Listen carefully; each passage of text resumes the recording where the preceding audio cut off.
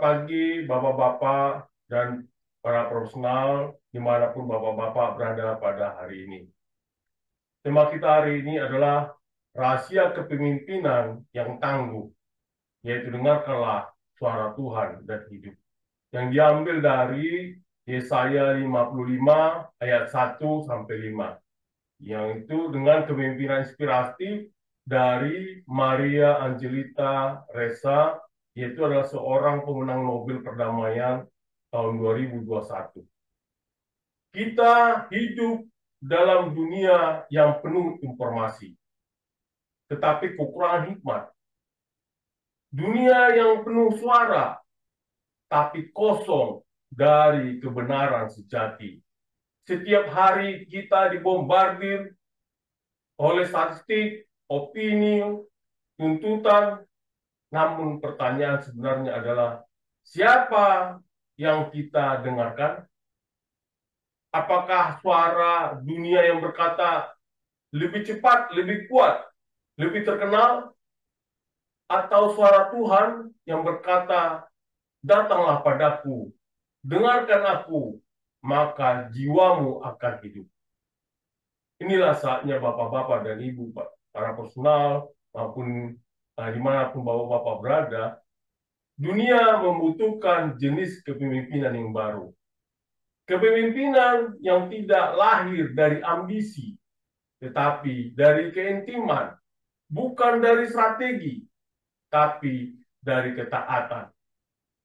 Satu suara bisa menuntutmu pada pencapaian dunia, tapi hanya suara Tuhan yang bisa menuntunmu kepada kehidupan kekal. Saudara-saudara terkasih dalam nama Tuhan Yesus, dalam seri ini, Bapak-bapak dan Ibu akan dibawa masuk ke dalam firman yang hidup yang diambil dari Yesaya 55 ayat 1 sampai 5. Bapak-bapak dan Ibu akan belajar melalui kisah nyata seorang pemimpin yang hidup dari suara Tuhan, yaitu Maria Ressa. Dan Bapak dan Ibu juga akan menemukan bahwa Bapak dan Ibu juga dipanggil untuk memimpin, bukan dengan kekuasaan, tapi dengan kebenaran yang Bapak dan Ibu dengarkan. Ini bukan hanya tentang menjadi pemimpin yang sukses. Ini tentang menjadi pemimpin yang hidup. Saudara-saudara yang terkasih dalam nama Tuhan Yesus, mari kita lihat dan baca dari ayat Yesaya 55 ayat 1 sampai 5.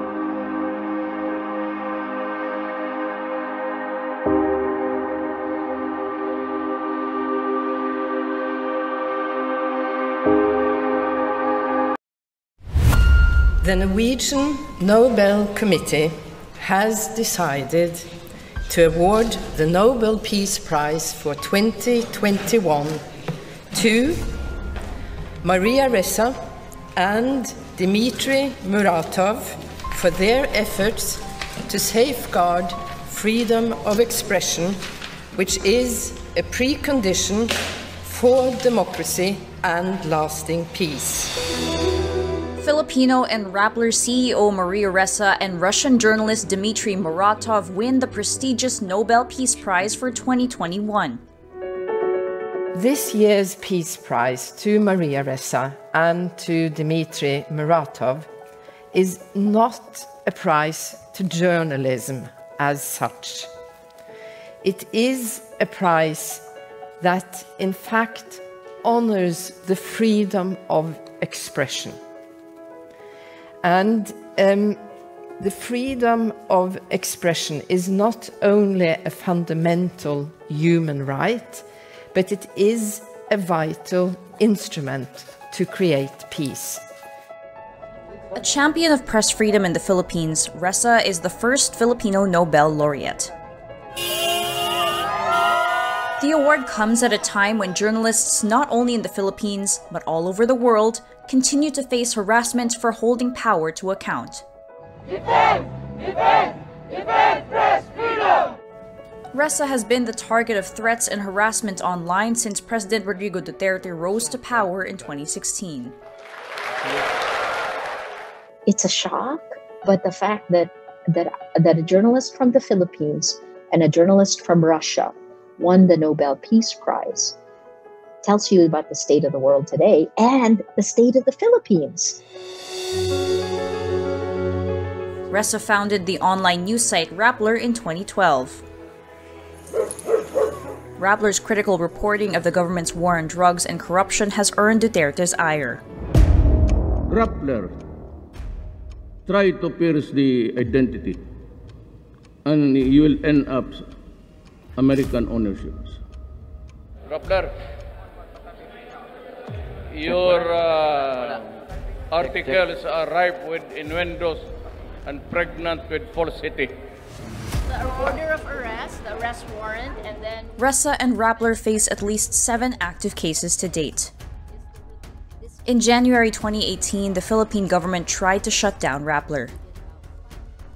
The Securities and Exchange Commission cited the news organization's supposed violations of foreign ownership and control.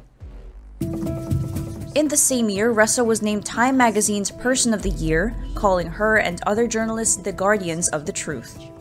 We believe that the only way to build is with hope. In June 2020, a Manila court found Ressa guilty of cyber libel for a story she didn't write or edit. Government critics saw it as one of the biggest blows to press freedom in the Philippines under Duterte. Ressa maintains the attacks against her and Rappler are politically motivated. Her conviction drew global attention and support.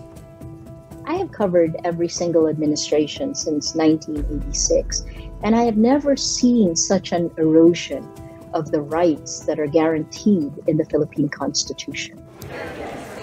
She was nominated to the 2021 Nobel Peace Prize by Norwegian labor leader Jonas Gahr Støre. Støre calls Ressa a symbol and a representative of thousands of journalists around the world. We have shown that this asymmetrical power, when the state's power is focused on journalists, that the way you fight back is by doing your job, right? We also know that our future will be determined by how well we do our jobs today. In 2016, Ressa and co-founder Chai Hoffeleña wrote about the weaponization of the internet. Ressa is among the world's leaders in the fight against disinformation and is a member of the Real Facebook Oversight Board. She has consistently called out Facebook's Mark Zuckerberg for enabling online disinformation on the platform. Ressa says Facebook has destroyed democracies across the world. Facebook is a platform where lies laced with anger and hate spread faster and further than facts. It is biased against journalists. It is biased against truth. We have to let Maria go to NBI now. A chilling documentary, 1,000 Cuts, followed Ressa's plight as a journalist in the Philippines. She calls the disinformation war a death by 1,000 cuts to democracy. So as we move into Philippine elections, there is a time for accountability. The Constitution is very clear. I hope that we see the different branches of government regain the power that has been given to them and move away from patronage-driven politics. Ressa is among the 329 candidates for the Nobel Peace Prize for this year. It aims to award those who have conferred the greatest benefit to humankind. Ressa joins other notable Nobel Peace Prize laureates such as Barack Obama, Malala Yousafzai, and Nelson Mandela. Thank you to the Nobel Prize Committee. I share it with a Russian journalist, and it's a recognition of the difficulties, but also hopefully of how we're going to win the battle for truth, the battle for facts. We hold the line. Saudara-saudara yang terkasih dalam nama Tuhan Yesus, setelah tadi Bapak dan Ibu membaca Yesaya 55 ayat 1-5, nah sekarang kita coba membahas satu persatu ayat tersebut. Hal ini yang pertama adalah mengenai panggilan untuk mendengar, yaitu di dalam Yesaya 55 ayat 1. Dikatakan, dengarkan pada kesunyian di balik keramaian, dengarkan pada dahaga yang tersembunyi di balik keberhasilan. Dalam dunia yang penuh hiruk-pikuk, keberhasilan sering menutup kekosongan jiwa. Yesaya 55 ayat 1 berseru, hai semua orang yang haus, marilah dan minumlah air.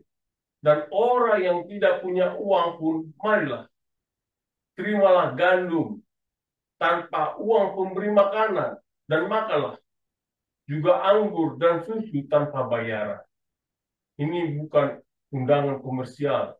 Ini adalah undangan surgawi, bukan tentang uang, tapi tentang anugerah, bukan tentang prestasi, tapi tentang panggilan.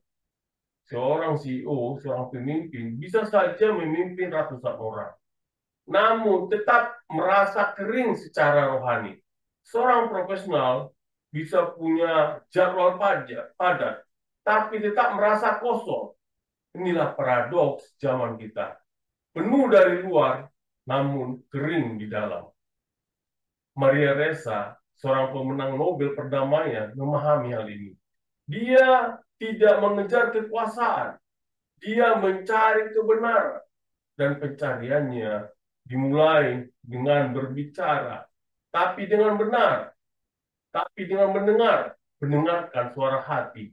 Mendengarkan bisikan Tuhan. Juga mendengarkan tangisan dunia.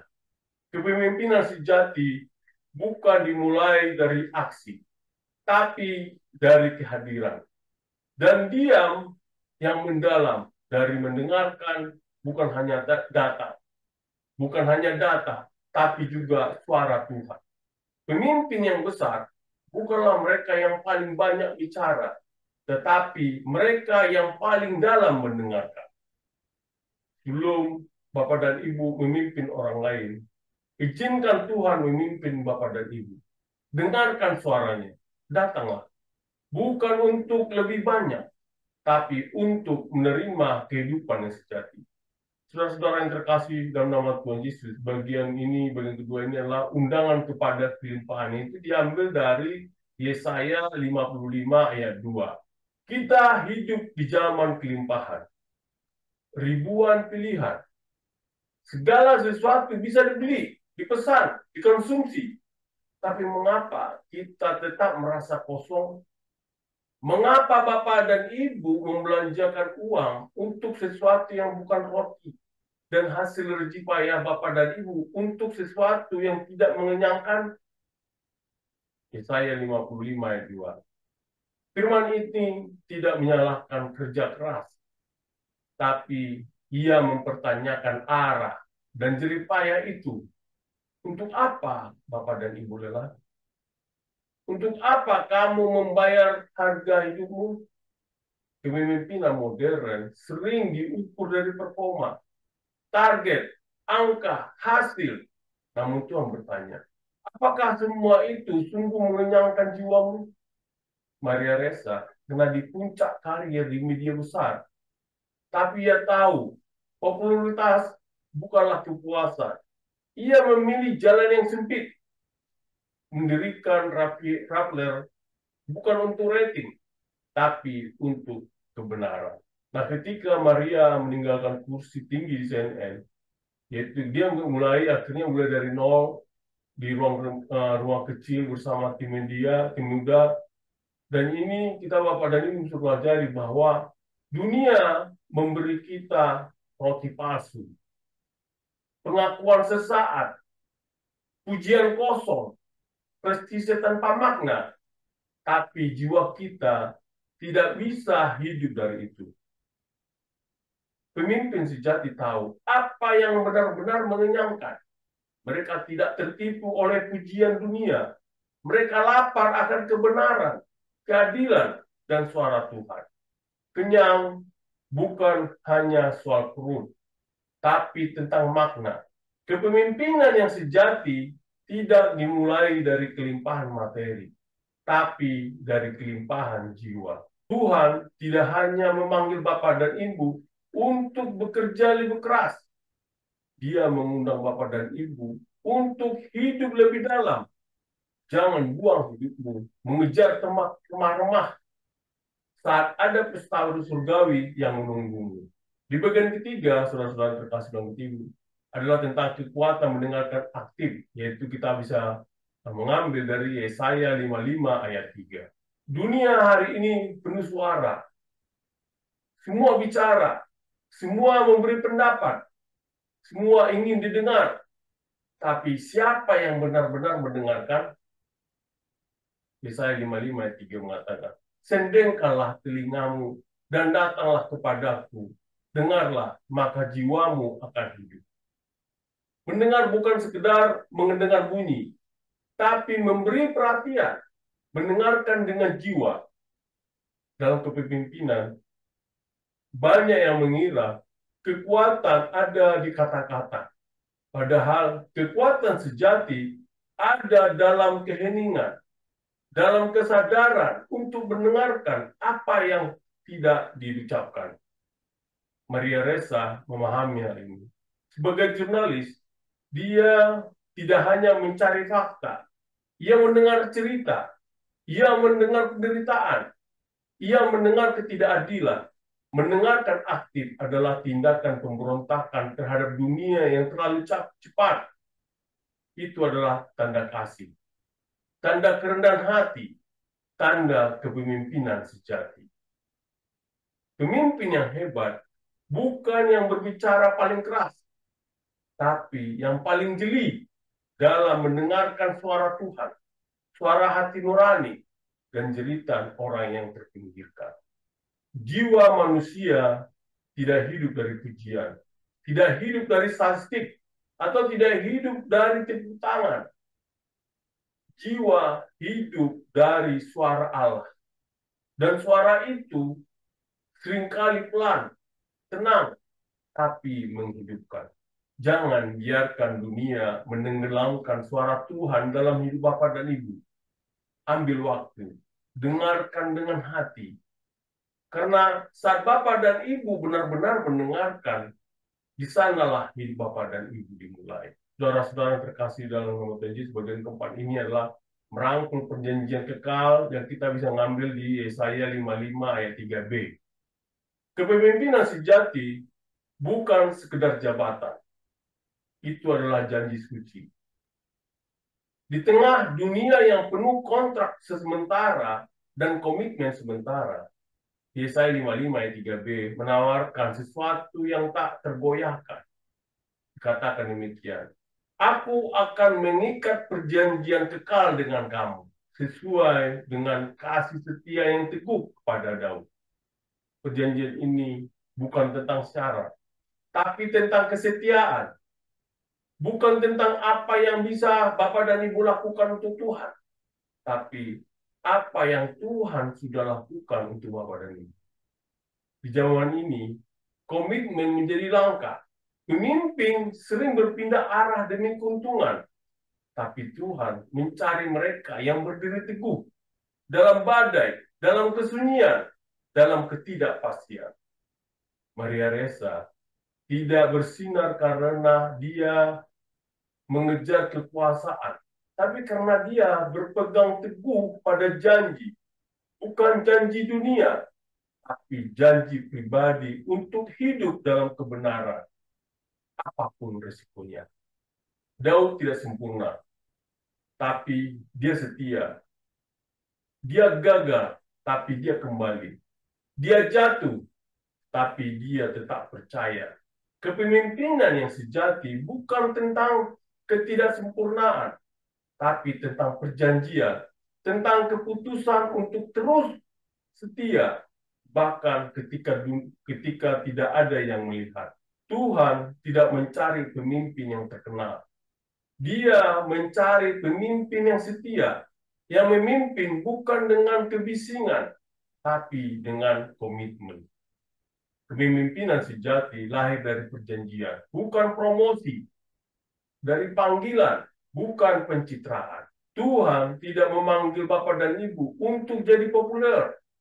Dia memanggil Bapak dan Ibu untuk jadi setia. Dan saat kamu memimpin dari hati yang berpegang pada janjinya, Bapak dan Ibu tidak akan pernah memimpin sendirian.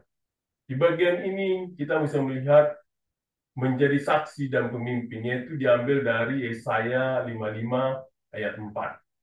Saudara-saudara yang terkasih dalam Tuhan Yesus, apa sebenarnya makna menjadi pemimpin? Apakah itu tentang memberi perintah, menjadi paling berpengaruh atau paling vokal? Yesaya 55 ayat 4 memberi kita pengertian yang berbeda. Sesungguhnya aku telah menetapkan dia menjadi saksi bagi bangsa-bangsa, menjadi seorang pemimpin dan penguasa bagi bangsa-bangsa. Tuhan tidak memulai dengan kata pemimpin. Dia memulai dengan kata saksi. Sebab sebelum kamu bisa memimpin, Bapak dan Ibu harus terlebih dulu menyaksikan. Bapak dan Ibu harus mengalami, melihat, dan hidup dalam kebenaran itu sendiri. Maria Ressa tidak hanya melaporkan berita. Dia menjadi berita bukan karena ambisi, tapi karena keberanian menjadi saksi. Melihat kejahatan, saksi itu adalah tidak membisu. Kepemimpinan bukan tentang memberi kesan, tapi tentang memberi kesaksian, tentang kebenaran, tentang kasih, dan juga tentang keadilan. Setiap pemimpin sedang menceritakan sebuah kisah. Pertanyaannya, apakah kisah yang Bapak dan Ibu sampaikan adalah kisah kejujuran atau hanya pujian? Bapak dan Ibu tidak perlu mikrofon untuk menjadi saksi. Tidak perlu panggung megah untuk memimpin. Bapak dan Ibu hanya perlu keberanian untuk mengatakan, inilah kebenaran. Dan aku akan berdiri untuk itu. Tuhan memanggilmu. Bukan untuk menjadi pemimpin yang memaksa, tapi jadi saksi yang menyala. Kalau Bapak dan Ibu ingin menjadi pemimpin besar, jadilah saksi yang setia. Biarkan hidup Bapak dan Ibu menjadi bukti dari kasih dan kebenaran yang Bapak dan Ibu yakini. Karena Tuhan tidak meminta Bapak dan Ibu untuk mengesankan dunia. Dia meminta Bapak dan Ibu untuk menyatakan terangnya. Saudara-saudara terkasih dalam Tuhan Yesus, bagian ini kita melihat dari Yesaya 55 ayat 5, yaitu tentang menarik bangsa lewat kemuliaan. Kita hidup di zaman yang terhubung, tapi sering terpecah. Dunia ingin bersatu, tapi tak tahu harus menuju siapa. Dan disinilah Yesaya 55 ayat 5 menggemakan panggilan yang luar biasa. Sesungguhnya engkau akan memanggil bangsa yang tidak kau kenal, dan bangsa yang tidak mengenal engkau akan berlari kepadamu. Dan karena Tuhan Allahmu, dan karena Yang Maha Kudus, Allah Israel, sebab Ia telah mengharumkan engkau. Ini bukan tentang kejayaan pribadi. Ini tentang pengaruh surgawi. Pengaruh yang bukan menarik orang kepada dirimu, tetapi menarik kepada Tuhan melalui hidup Bapa dan Ibu. Maria Ressa tidak pernah mencari ketenaran global, tapi ketika dia berdiri dalam kebenaran, bangsa-bangsa mulai memperhatikannya. Dari Manila ke panggung dunia, dari pengadilan lokal ke pengadilan manusia, kemanusiaan global. Ketika Tuhan mengarungkan hidup seorang pemimpin, bangsa-bangsa tidak bisa mengabaikannya. Karena kemuliaan Tuhan tidak bisa disembunyikan. Hal ini akan menjadi menarik, mengundang, dan menginspirasi. Kepemimpinan yang memuliakan Tuhan akan melampaui batas budaya, melampaui bahasa dan negara. Orang akan tertarik. Bukan karena kamu, Bapak dan Ibu, tapi karena Dia yang bersinar lewat Bapak dan Ibu. Bapak dan Ibu tidak tahu siapa yang memperhatikan Bapak dan Ibu. Mungkin ada bangsa, mungkin ada komunitas, mungkin ada generasi yang sedang mencari terang. Dari Tuhan ingin memakai Bapak dan Ibu untuk menuntun mereka. Pemimpin dengan kepemimpinan bukan milik Bapak dan Ibu, tetapi miliknya. Dan lihat bagaimana hidup Bapak dan Ibu, seperti Maria, menjadi mercusuar bagi bangsa-bangsa, bukan untuk namamu, tapi untuk namanya.